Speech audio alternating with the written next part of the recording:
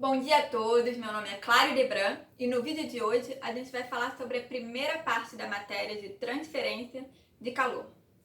Nós vamos ver as principais fórmulas e conceitos associados com a condução de calor em regime permanente e falaremos também dos conceitos de resistência térmica e aletas.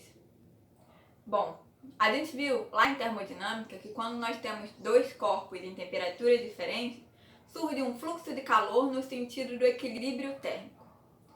Esse tipo de fenômeno térmico é estudado em diversas disciplinas, porém a abordagem é diferente. Em termodinâmica, nós estávamos interessados em entender como essas trocas térmicas influenciam no estado da nossa substância. Em mecânica dos sólidos, nós podemos também ter uma carga térmica, mas nesse caso nós queremos saber como ela influencia na deformação do nosso corpo. E já que em Transcal, nosso interesse é determinar as taxas de transferência de calor entre sistemas. Essa transferência pode acontecer de três formas. Na condução, ela ocorre por meio da interação entre os átomos e é regida pela chamada Lei de Fourier. Esse Qzinho é o fluxo de calor, em unidade de watt por metro quadrado. Atenção, gente, para vocês não se confundirem, tá? Nós temos duas coisas. Nós temos o fluxo, que é representado normalmente por esse Qzinho, e nós temos também a taxa de transferência de calor, que é representada normalmente por um Q maiúsculo. A taxa nada mais é do que o fluxo multiplicado pela área de troca térmica, ok? Bom, K é o que nós chamamos da condutividade térmica do material, uma propriedade específica de cada um deles. Por exemplo, o K do cobre é de cerca de 400 watts por metro Kelvin. Esse delta invertido é o que nós chamamos de gradiente. Dependendo do sistema de coordenadas que nós escolhemos para resolver o nosso problema, ou seja, coordenadas cartesianas, cilíndricas, esféricas, o nosso gradiente vai assumir uma fórmula diferente, como vocês conseguem ver aqui na figura. No caso dessa imagem, a condução é o que está sendo responsável por transferir o calor por meio da parede da panela até o cabo. Já a convecção, que só ocorre em fluidos, está associada ao transporte de matéria. Por exemplo, no caso da nossa panela, a água quente sobe, transferindo calor para as camadas superiores de água.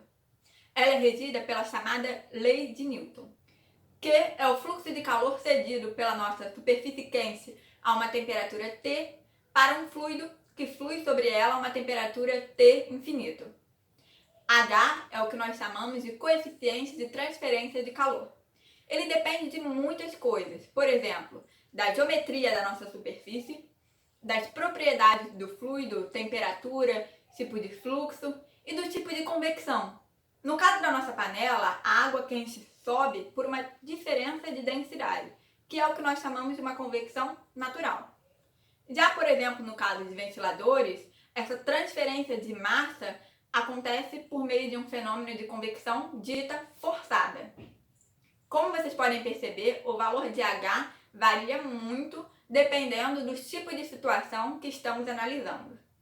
E a terceira forma de transferência de calor é a radiação, que acontece por meio de ondas eletromagnéticas. Ela é regida pela lei de Stefan Boltzmann, em que Q é o fluxo cedido pela nossa superfície radiante a uma temperatura Ts para uma grande superfície envoltória a uma temperatura TE. Sigma é a constante de Stefan Boltzmann e epsilon é a emissividade da nossa superfície irradiante. Para corpos negros que emitem o máximo de radiação possível, esse epsilon vale 1 e para corpos reais ele vale algo entre 0 e 1. Nós vamos começar estudando apenas a condução. Vamos supor, por exemplo, que nós tenhamos uma placa de cobre, em que a gente decida manter duas extremidades isoladas, e a de cima a 20 graus Celsius e a de baixo a 100 graus Celsius. Qual vai ser a distribuição de temperatura que nós vamos ter nessa placa depois de um certo tempo? E qual vai ser o tempo que vai demorar para essa placa, inicialmente toda a 30 graus Celsius, por exemplo, atingir essa distribuição de temperaturas que nós chamamos de regime permanente, ou seja, que vai se estabilizar, não vai mais variar essa distribuição de temperatura no tempo. Para respondermos a essas perguntas, nós precisaremos fazer balanço de energia. vamos dividir a nossa geometria em vários pequenos cubinhos e aplicaremos a primeira lei. Dessa forma, a energia que entra menos a que sai, mais a que está sendo gerada dentro daquele cubinho, é igual à taxa de variação de energia naquele elemento. Faz sentido, né? E matematicamente, isso pode ser expresso por meio dessa equação que é a condução de calor em sua forma mais geral. Como nós já tínhamos visto, dependendo da nossa geometria, nós escolheremos um dos 3 sistemas de coordenadas. E o Laplaciano da temperatura, que é esse delta invertido ao quadrado, que é um operador matemático para uma derivada de segunda ordem, vai assumir um valor diferente, uma fórmula diferente, como vocês podem ver aqui. G é a taxa de geração de energia interna, em unidade de watts por metro cúbico. Por exemplo, nós podemos ter uma reação química acontecendo dentro do nosso elemento, ou ele pode estar sendo aquecido por efeito Joule. Alfa é o que nós chamamos da difutividade térmica daquele material, em unidade de metros quadrados por segundo. E ela se relaciona com ρ, Cp e K por meio dessa fórmula. Basicamente, a difutividade térmica está associada ao tempo que demora para o calor se propagar dentro dessa nossa placa, por exemplo. Se estivermos em regime permanente, esse termo vai ser igual a zero. A única hipótese que está embutida nessa fórmula que eu mostrei para vocês, dizendo que é a mais geral possível, é que a condutividade térmica, o K do material, seja constante em toda a geometria. Se não for o caso, olha aqui como é que fica a fórmula adaptada, por exemplo, para o caso de coordenadas cartesianas. Para resolvermos esse problema em regime permanente, é necessário que a gente conheça e aplique as condições de contorno da nossa geometria.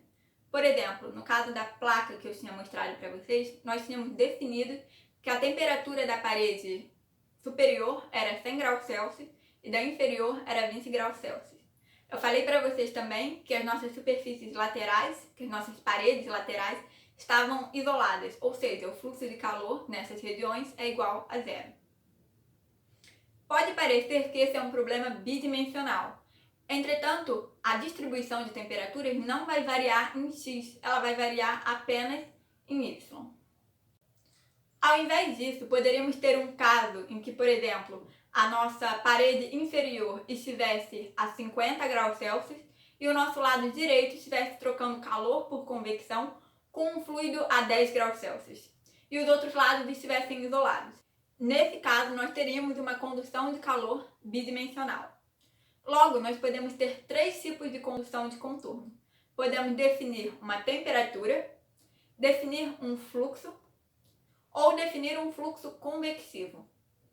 Aplicando as nossas condições de contorno na equação diferencial de condução de calor, resolvemos o problema em regime permanente. Outro conceito sobre o qual é importante falarmos é o de resistência térmica.